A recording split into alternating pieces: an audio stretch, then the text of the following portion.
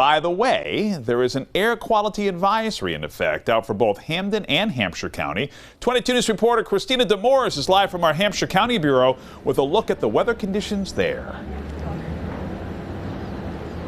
Yeah, Brian, I was hearing you were talking about ice cream. I'm definitely going to get ice cream while I'm here in Northampton because it is hot over here. And we've definitely been seeing people taking advantage of this weather and the sunshine. So let's go ahead and take a look at Main Street right now. And it has been fairly busy with people outside. We've seen people walking, biking, and even running. And some people I spoke with, they're looking for ice cream too. Others taking shade in nearby stores. And a reminder to enjoy the hot day like today safely.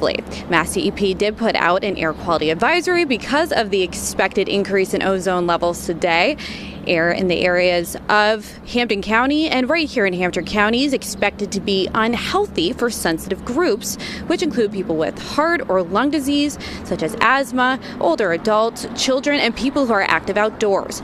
People with either lung disease or heart disease are at greater risk from exposure to the ozone. Mass DEP is advising that people in sensitive groups should reduce prolonged or heavy outdoor exertion, take more breaks, do less intense activities, follow asthma action plans, and keep quick relief medicine handy. And lastly, watch for symptoms such as coughing or shortness of breath. And this advisory will be in effect until 11 p.m. tonight, and 22 News will continue to bring you the latest in weather on air and online at wwlp.com. We're giving you Northampton, Christina DeMorris, 22 News.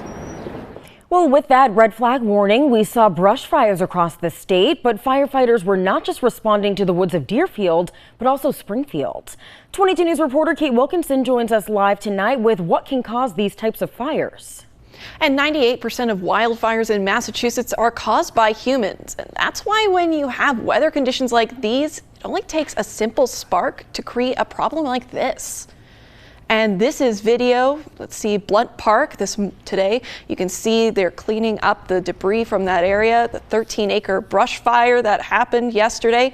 Fire crews were out this morning to make sure the fire stayed out. Dave Salino is the chief fire warden for the state's Department of Conservation and Recreation.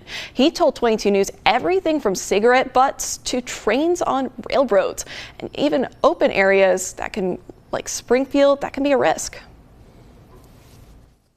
With a lot of open space, people would be surprised that, it's not that difficult to find 2 or 3 or 5 acres. Now all of a sudden in a situation where it could burn until we get some wetting rain. Dave added, we also will need to see leaves come in on the trees and the grass to grow in, and that will help reduce the risk of brush fires in our area. Working for you live in the studio, Kate Wilkinson, 22 News.